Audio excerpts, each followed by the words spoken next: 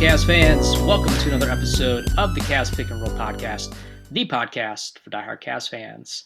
Alex, I don't even know where to begin right now, so we're just going to continue to play this game as you continue to travel the world of where has Alex been since the last time we recorded, and you have kept true to your tradition. I have. This feels like a yearly trip for you. So yeah, like the past 3 years. Yeah, made it to well, got home from China and Japan and then went straight to Canada. What culture shock. I'm in culture shock. But yeah, I did make it up to a Maple Leafs hockey game while I was up there. That's awesome. I think last year when you went, you actually went to a playoff game. Says the playoffs, they haven't started yet for hockey, right? No, not yet. But so it was a regular it's getting season close. game. Okay. Yeah, it was regular season versus the Florida Panthers. They didn't do so well. They lost that game. That's the first time I've seen them lose in person. So, oh, jeez. But it was still fun, and it's always good to visit Lebronto and see the Raptors banners hanging in the. You sent me a picture. You sent me a picture of their lone championship banner, which, gosh, I almost forgot about. Right? I mean, if it wasn't for Kawhi, same thing here though. If it wasn't for LeBron, we wouldn't have one either. But I think that's the only thing I remember about that is Kawhi's shot and the ball bouncing on the rim, which seemed for like an eternity, and he's like sitting in the corner. Yep. And that wasn't even the championship because that was against Philadelphia. That was to I don't even know what round that was. Oh, was it? I thought that was to win it. No, because Toronto's in the East and Philly's in the East. That was like a semifinal game or something like that. Maybe that advanced them to the finals. I don't remember. But yeah, you sent me that picture, and I forgot that you were going to Canada, so it kind of caught me off guard. And I think I just sent you back a poop emoji or something. Yeah, you did. That's crap. Real quick, because you've been to that arena a couple times, so they obviously share with the Raptors as well.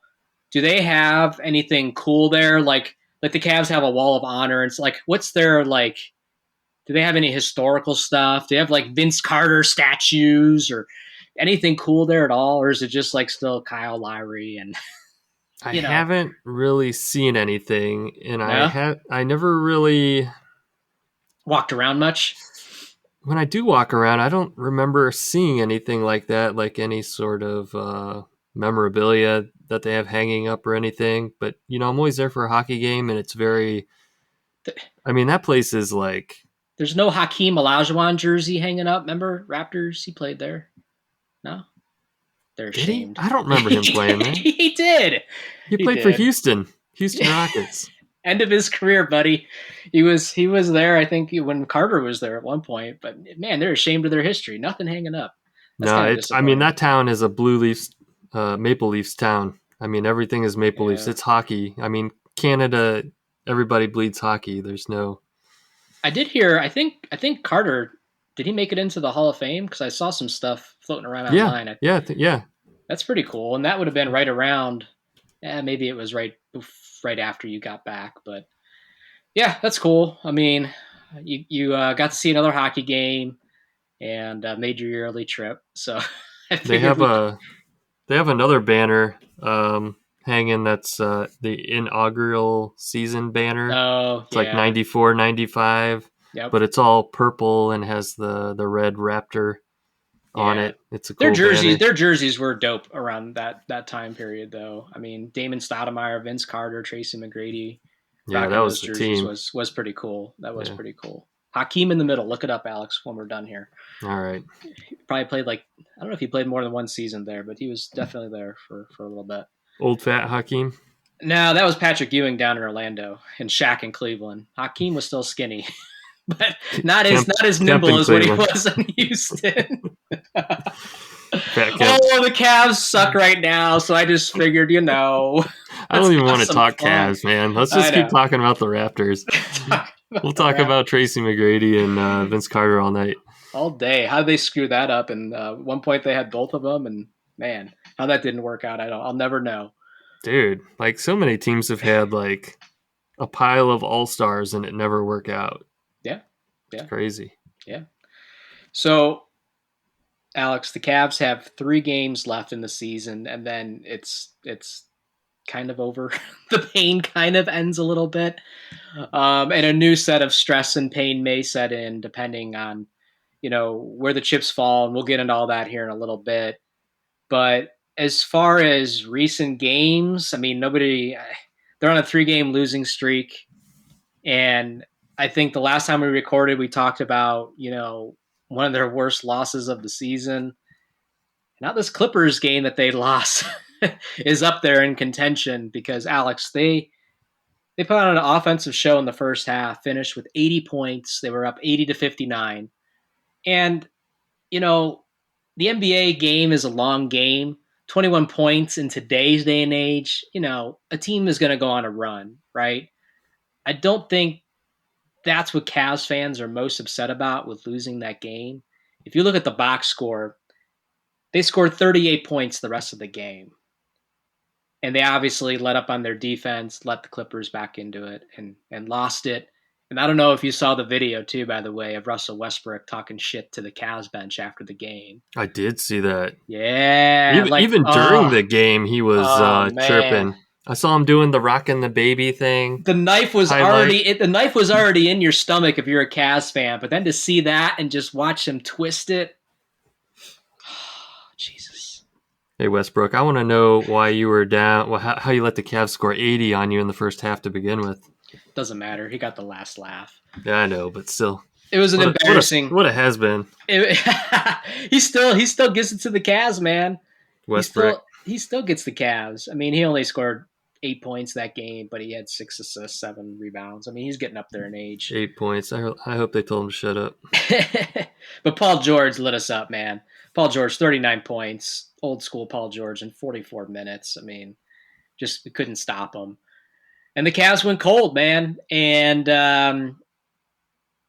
the internet kind of lit up after this game, Alex. And you were kind of reading before we started recording some stuff on Reddit, I think. Right? Yeah, I didn't see the game, but I heard about it.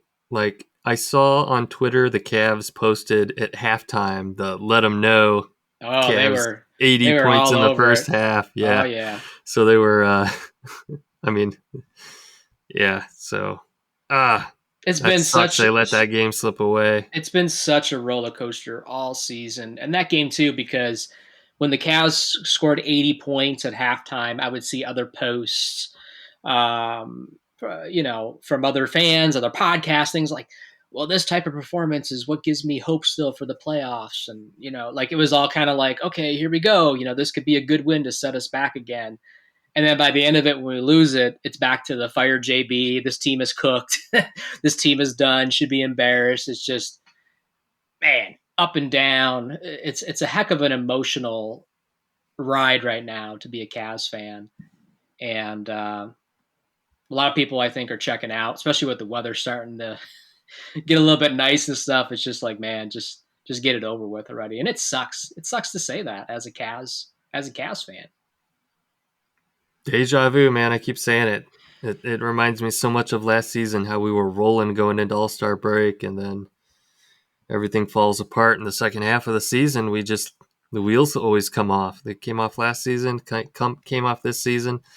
Like I'm scared going into the first round of the playoffs. Absolutely, there's no reason to have confidence, and you're right. It is deja vu because it's really for a lot of the same reasons as last year. I mean, injuries has played a factor on this team throughout most of the season, and Mitchell didn't play this game, and it's obvious he's not 100%. His knee is not 100%.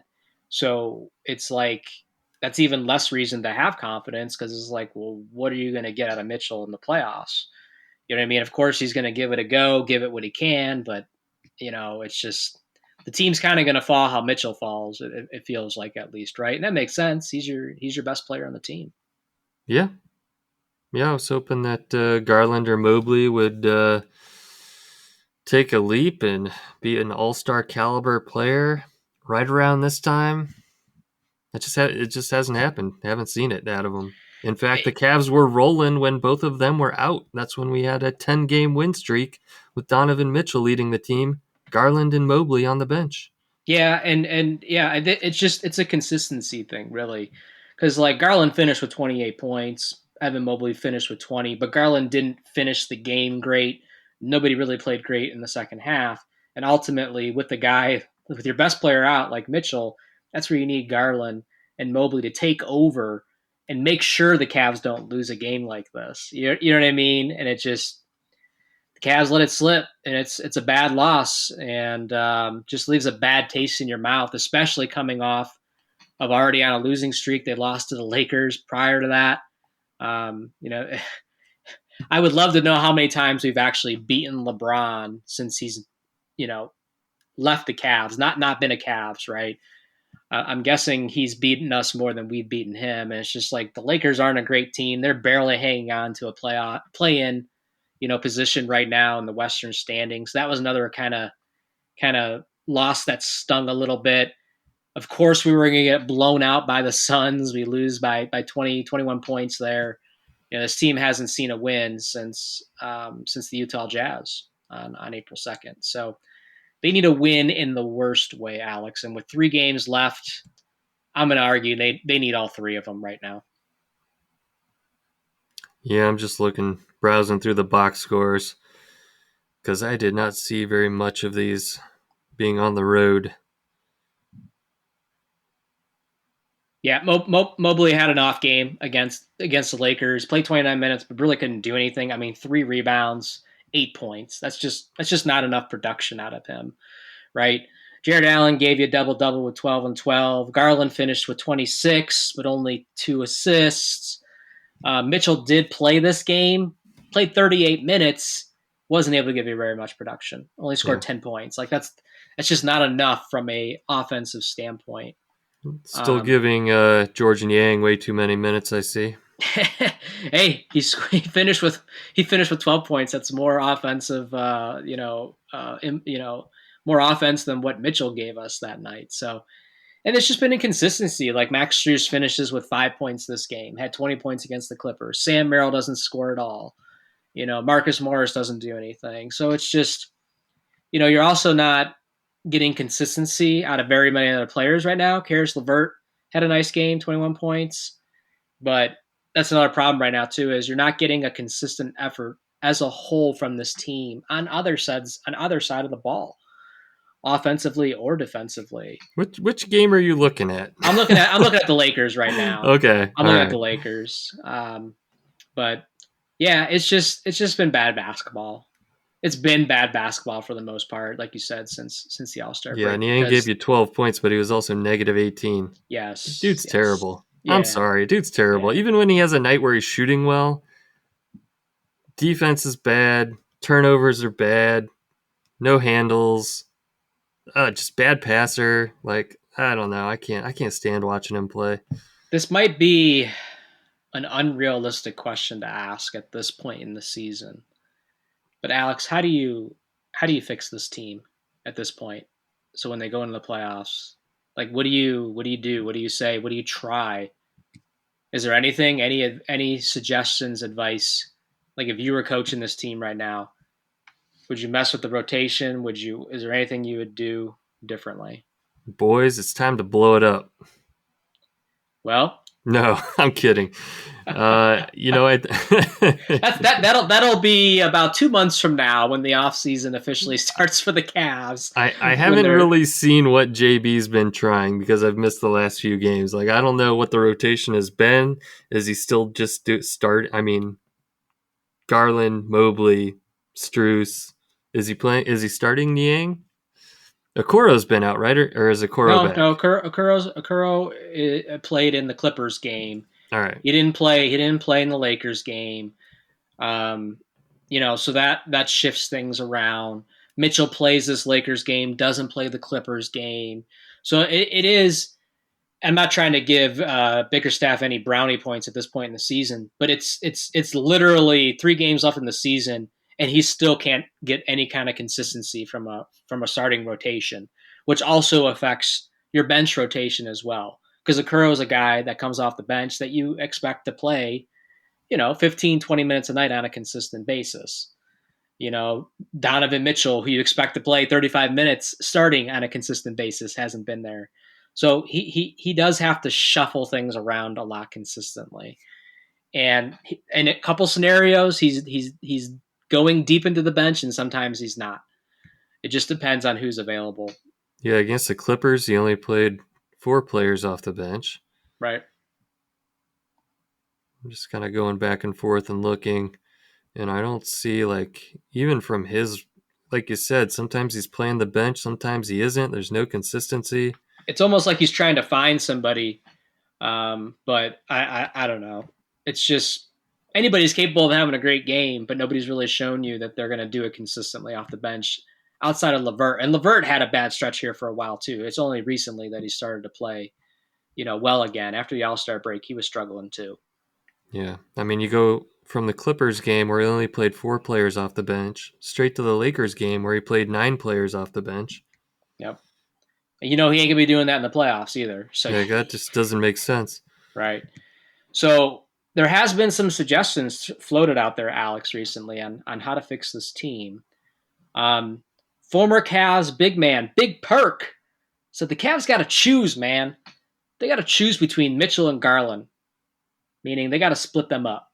You've kind of alluded to this a little bit, or kind of made comments like, are they really a good fit? Now, obviously, Perkins is talking off season, but I totally expect that to become a little bit more of a topic. Is can Mitchell and Garland coexist first and foremost? And I don't know. Do you have any initial? I know you touched base on this last episode, but do you have any like is Perk onto something there, or do you think that's complete BS? Yeah, I mean, we've been talking about it for a while, right? Like, how do they fit together? They've been, JB's been starting them both together.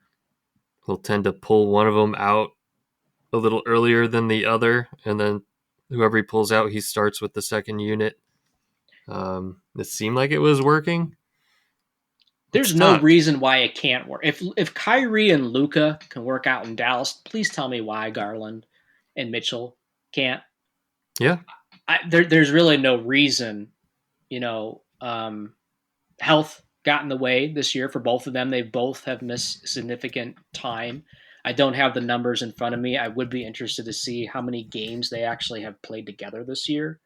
But it goes beyond that as well, obviously.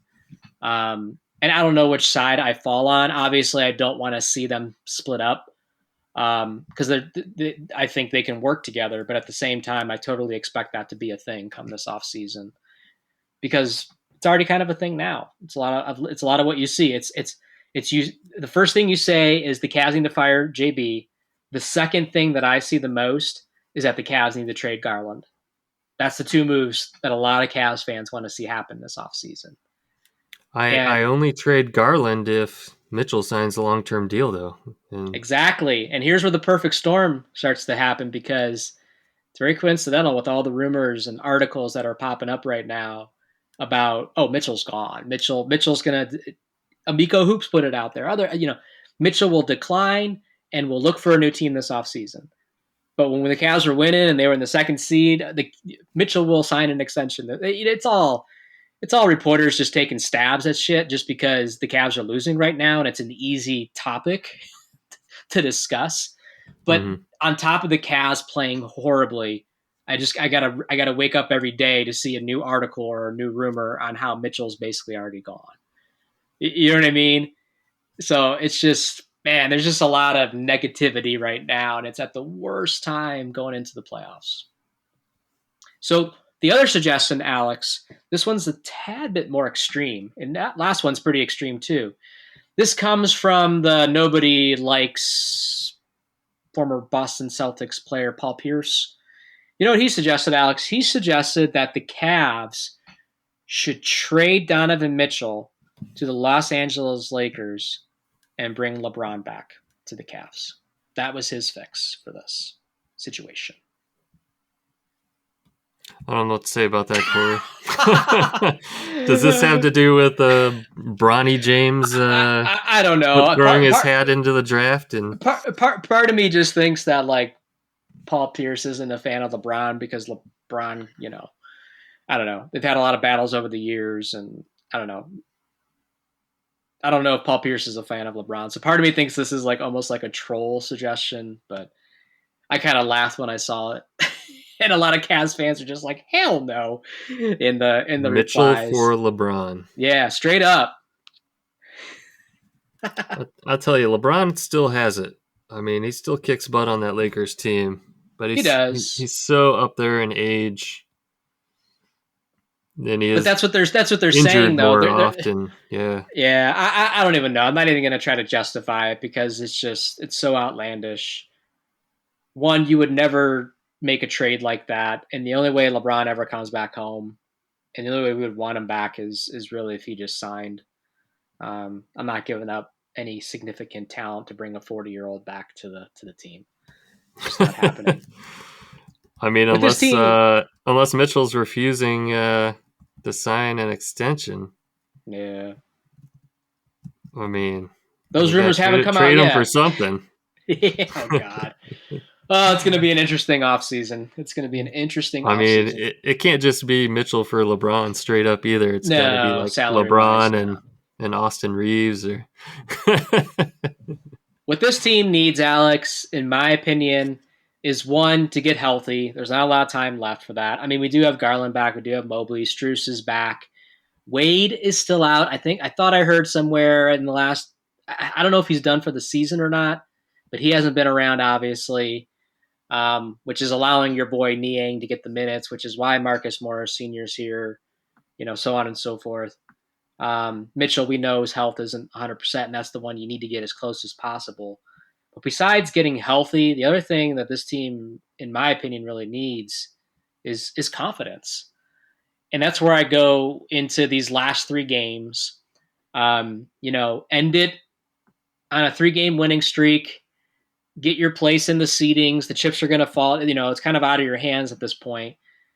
But go out winning and getting some confidence back in yourself. Either that or Alex. You remember the movie Angels in the Outfield? Oh Remember yeah. that movie? Danny Hmm. Glover, all that, Christopher Lloyd and all that. Maybe that's what we need. We need some we need some angels to be giving them some confidence or something. I don't know. That's what I think. I think they need to get as healthy as possible and they need to get some confidence back and they need to do it quick and they only got 3 games. So Angels in the Outfield, great movie though. Great baseball movie. What do you think? What do you think? I want to ask you this before we talk about the next game here on the schedule against the Memphis Grizzlies. How hot do you think JB's seat is right now? Because I've seen reports He's that got to be sweating. I've seen like articles and stuff that like basically he's coaching for his job this playoffs. I'm still waiting for him to start coaching. And we looked it up because you had reminded me that JB just kind of signed an extension with the Cavs not too long ago, right? Yeah, yeah, Contract he's extension. got a few years. He's locked up through 2026, 2027. So the Cavs, if they do decide to move on from JB, they'd be in a scenario where they're paying multiple coaches, which they've done before. Mike Brown, they were paying Byron Scott. Um, Mike you Brown know, again. David Blatt when Ty Lue took over. Beeline coached for like 4 games. They had to be paying him for a little while. Like, it's been done before. Right.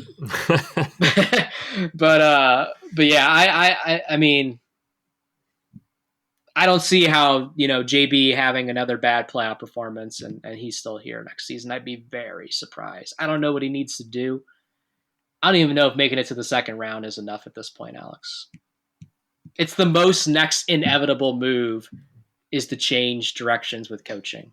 I think he's got to make it to the second round. Yeah, but he And might I have to think make if it he makes beyond it to that. the second round, he'd still have a job. Second round and swept, is he still having a job though? That's what I'm saying. Like if he goes 6-7 games, maybe. You know what I mean? But if he goes the second round and gets swept, by Orlando or something crazy, like I don't know. I don't know. I feel like there's just so much wrong going on right now that it's hard to pinpoint what the issue is. Is it players underperforming, or is the team showing up unprepared for these games, for these matchups? Where is it that the link seems to be missing that we had earlier in the season. Yeah, The just inconsistency, like I was saying, he went from 4 bench players to 9. He's playing everybody. It's like, the key is you have to do it for a full game, right? And you have to do it consistently. So great, you scored 80 points in the first half. You did nothing in the second half, and you lost the game. And it was an embarrassing loss. And again, you fell from the third seed down to the fifth seed. And that's the crazy thing too, Alex, is um, they went on that great run. They made it all the way up to the second seed, national exposure. Everybody's feeling good. I even saw fans talking about, oh, this is a championship caliber team. And they didn't play great after that win streak happened, but they held on to like that third seed for at least the last month. And now with 3 games left, you fall out of home court contention. Like you fall to the fifth seed. And looking at these standings, let's do that now, Alex. I mean, they're a half a game behind the Knicks, who are playing right now as we're recording this. And I'm gonna check if they're winning. They are. They're gonna win. They're gonna win the game against the Bulls, so that'll push them further ahead. You have Orlando, who jumped up ahead as well. They're also a half a game ahead of us. They're playing right now. They are losing against the Nuggets, but there's 9 minutes left and they're only down 6. And you have the Pacers, only a game behind us, and the Pacers is one of your last 3 games. That's going to be a huge game potentially. they're on a 3-game win streak. Yeah, because they're turning it on, realizing that, hey, we don't want to be a 7 or 8 seed and be in a play-in scenario. We want to make sure we get as high as we can in the rankings, and they're looking and seeing, hey, we're only a game and a half behind home court. They're only a game and a half behind the Knicks right now. So, the Cavs need some help from these other teams by them losing some games, but the Cavs also need to win some games to give themselves a chance. I mean, the 76ers are 2 games behind us right now. Who knows, man? If the Cavs go like 0-3 or something crazy like that, and these teams all get hot, Cavs could be seventh seed. I mean, can you imagine that far of a drop? That'd be insane. Let's play in game again. That can't happen. They can't let that happen. There's no way. No way. Yeah, 7 and 8 would be playing. Yeah, right. So the Cavs need to do their job, and it starts with this next game on the schedule, which is against the Memphis Grizzlies, which is at home. And you're attending that game, aren't you? I am. I just got an alert that the Hawks and Heat went into overtime. Yeah, they're battling each other right now too, and that factors a little bit towards the bottom of those standings. They're both in play-in contention right now. The Hawks barely holding on at the 10th seed, and the Heat obviously trying to climb out of that 8th seed. They're only a half game behind the 76ers. So, the East is man, this thing can really shift around here. These last couple games of the season, it's going to be very interesting. And this is where I would love to still be in that 2nd and 3rd seed comfortable and watching it from the perspective of, okay, we're the 3 seed. Who's going to finish number 6? Who are we going to play? To where now it's like, God, just don't let us finish in 7, 8 or something like that, so that we're in a scenario where we're in a play-in game instead of being locked in with home court advantage like we were for the last couple months from a standings perspective until that Clippers loss happened. Yeah. So, like you were saying earlier, that people were saying this was a championship caliber team, and we were a championship caliber team in January. Yeah, but that's what happened, JB? What happened? That's the thing, though. Just like a single NBA game is very long. Like I said earlier, like a 21-point lead, that's nothing in the NBA anymore. Even going into the 4th quarter, a 20-point lead is not safe. The Cavs themselves have come back from that big down, just the way the NBA is today. But multiply that by a whole season. I mean, it was great. We were all having fun. But I think I've talked about this since that streak has ended on one of our more recent episodes. Like, did the Cavs peak too early? And they really, what have they done since that win streak? they haven't gone on another 7, 8, 9 game win streak. It's been 2, 3 games here and there and lose 2, 3 games. Like it's been very up and down. That 10 game win streak was the most consistent we were all season They won 17 out of 18 games in a during row that stretch. Okay, so it from was one, yeah, January 3rd to February 10th. They only right, lost one game that entire time. yeah. It was a great stretch, but 18 games out of 84, it's not even a fourth of the season. You know what I mean? That's the problem. What did they do the other 75, 70% of the season, 60% of the season? Yeah, Up and down, up Mitchell and led the down. team in points and assists almost the entirety of that time, and Allen led the team in rebounds. Yeah, Allen was a What freaking changed? beast. What changed? Now I'm Garland looking came at the back. last 3 weeks, and I don't see Mitchell's name anywhere. Huh. I see a whole Yeah. lot of Garland here. Yep, there you go. And that's the whole argument that people say. They got to move on from Garland. They got to move on from JB. And that will definitely be one of the many hot topics this offseason for sure. But maybe it's because Mitchell's been nursing that knee. Exactly. So, Exactly. Yeah. I don't know. So are you excited to go to this Grizzly game? I will say it's obviously at home. You're not traveling to Memphis. Although Right. that'd be cool You to go to know, Memphis. usually when you go see a Cavs game this time of the season, none of the starters play, right? Like they're Yeah. locked in. They're in the playoffs. They're locked in their spot. They're resting their starters. I'm hoping that this will be not that, and that everyone will be playing. We'll get to see.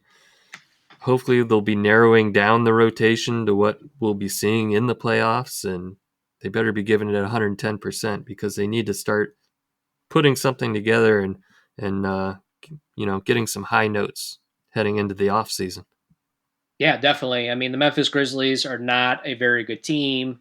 Ja Morant isn't even playing. You will see former Cavaliers Lamar Stevens though, and although he hasn't played in tonight's game, the game prior he got like 28 minutes, put up 18 points. So maybe we'll see him. Maybe you'll see him running around in Cleveland. That'd be cool. He's got that Um, dog in him. he's got that dog in him, right? A lot of Cavs fans would love to have him back right now. Um, but it'd be a good opportunity for them to get a bounce back win, get back in the winning column again. They're 3-7 out of their last 10. Just not going to get it done. And then they're going to go play the Indiana. It's going to be a tough game, and then they finish the season, I believe, at home again against the Charlotte Hornets. So, they have an opportunity here to get some good vibes back, but it starts against the Grizzlies. And I'm with you. Everybody needs to play. I don't know if Mitchell will play, but none of this sitting Garland, none of this sitting the 24-year-olds when you need every win you can get right now. The Cavs just don't have that luxury, unfortunately. Yeah, I mean, I hope Mitchell plays. I want to see Mitchell play. Uh, I know he's nursing that knee, but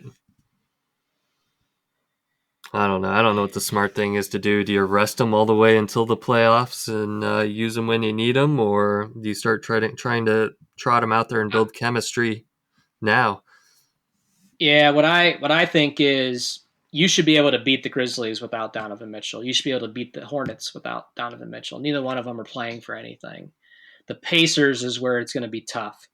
And I know some will obviously disagree and argue, yeah, just shut them down to the playoffs. But that Pacers game is going to have a playoff feel to it because, again, the seeding implications behind that. So it'll be an intense game. It's going to be a hard fought game. You're going to you might need Mitchell for that game, and that's a little bit of a test before actually going into the playoffs. But we'll see what ends up happening. I wouldn't be shocked though if Mitchell doesn't play against the Grizzlies or the Hornets. Yeah, So, very very real what? chance we get matched up against New York Knicks in the playoffs again. Oh man, and Wouldn't and that be something? That'd be a rivalry. that'd be something. It would suck to match up against them as the fifth seed on the road because again, just there's not confidence no matter who we play. I'm not confident against the 76ers right now. I mean Heat. I'm not confident against anybody. But to play the Knicks again and on the road and start in New York, I don't know. I it'd just be tough. It'd be tough. Hartenstein's waiting for you, Alex. I'm just frustrated, man. Just frustrated. I Yeah, can't help yeah, but yeah. think like I just can't help but think like Is back in January, February, I was like, this let's get to the off season right now. We'll battle anybody, and this you know, time period when we go back from a historical standpoint is going to be mind-boggling to us. It's like we're going to look back at this time period 10 years, 20 years from now and be like it's like the Mark Price days with Ron Harper and Brad Daugherty. Like, how did that team not win a championship? Well, one, Michael Jordan existed, but what's really the reason today? You know what I mean? Like, we're gonna look back, scratching our heads at this one. Like, you had Donovan Mitchell, you had a young Darius Garland, you had a young Evan Mobley, you had Jared Allen. Like, it's gonna be one of those time periods. There's like, how did that team not do more? yeah, If this window is starting to close, which I don't know if we're gonna have 5 more years of this team together. So like the Thunder when they had Westbrook, Harden, yeah, Kevin yeah. Durant. You said it earlier, man. That when teams have a bunch of all stars, I know there's not Mobley and Garland aren't all stars, but it's just still you see the potential that should be there. Like, this team has just underperformed. They should not be in they should not be in this scenario right now. So. But speaking of the Memphis Grizzlies, to kind of wrap this up, I wanted to kind of end it on a good note. We kind of did it with the Raptors, so this is kind of funny because it's two expansion teams right around the same time period as far as when they entered the NBA. We went down a little bit of a historical thing with the Raptors in the beginning, and I wanted to go down a little bit of memory lane with the Memphis Grizzlies. First and foremost, I guess before I go down this, who's your all-time favorite Memphis Grizzlies player? If you had to pick one, Oh no, all-time all fave. time Memphis Grizzly player. I, Ooh, I'm gonna make a prediction for you. Vince Carter. I thought you were gonna say Big Country. Oh yeah, that would have been a good call. Oh man, I used to collect Sharif Abdur-Rahim basketball cards back in the day when he was a rookie and stuff. I liked him a lot. Stromile Swift was fun to watch. Damon Stoudemire was out there. Mike Bibby, Jason Williams was out there. They've had some players in their existence. Did Vince Carter even play for the Vince Carter Grizzlies? did, yeah, he did. He Okay, did. I He thought did play for so, but I wasn't Memphis. positive. It might only have been for a season or so, but he was out there. I mean, Vince Carter played, 20 years in the NBA, so he I mean, bounced around a little bit. when I But think of yeah, Grizzlies, I think of that most recent team that they had that was decent. Several years ago when we had LeBron and they had like Mike Conley Jr., OJ Mayo, oh yeah, yeah, yeah, yeah, Rudy Gay. sure, yeah. They had a That's the team I think of. squad. I forgot about OJ Mayo. I liked OJ Mayo. Um, but I did some research and I looked up, Memphis Grizzlies all time roster, and I just since the Cavs are playing the Grizzlies next and you're going to the game and you really don't have anybody to look forward to from the Grizzlies, like to watch, Lamar right? Stevens. Lamar Stevens, right? I want to take a trip down memory lane. What former Cavs players have also played for the Memphis Grizzlies? And I have some names for you. Some of these I knew, some of these caught me off guard a little bit. Drew Gooden. Drew Gooden played for the Memphis Grizzlies. Wesley Person, Gerald Wilkins. I'm pretty positive that we actually lost Gerald Wilkins to the expansion draft when the Grizzlies came into existence, because that was back in 1995, 1996. Former Cavs sharpshooter Wayne Ellington. Omri Caspi. Remember Omri Oh yeah, Caspi back in the day? Big man Chris Anderson. Sam Merrill played 6 games for the Memphis Grizzlies way back when. And the one that I was kind of surprised that I had to double check because I didn't remember, Darius Miles. Darius Miles played for the Memphis Grizzlies. Darius Miles was here at a fun time. Ricky Davis, LeBron, Carlos Boozer, Big Z, DeJuan Wagner. Man, every time I see that Cavs team's photo of those players, that's another one of those like, oh, how did we screw that up? How did we screw that up?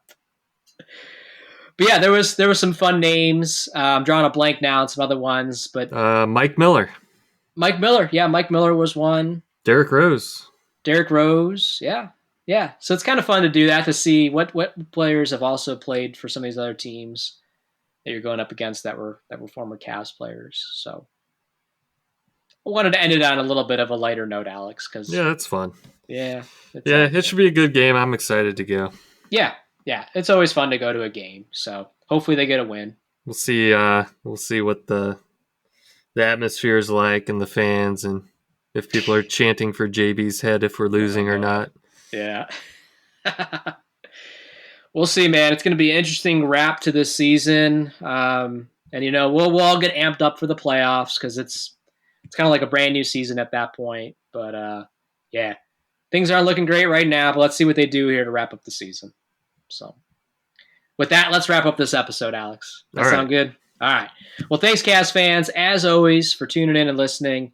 And Alex, go ahead and let them know where they can follow us and connect with us. Follow us on Twitter at Cavs Pick and Roll. Shoot us an email, cavspickandroll@gmail.com. Follow us on Facebook, Instagram, Tumblr. Watch this episode on YouTube. Click like, subscribe, wherever you're listening. Leave us a rating or a review. We'd appreciate it. All right, Cavs fans, there it is. We will talk to you again soon. Peace out, Cavs fans.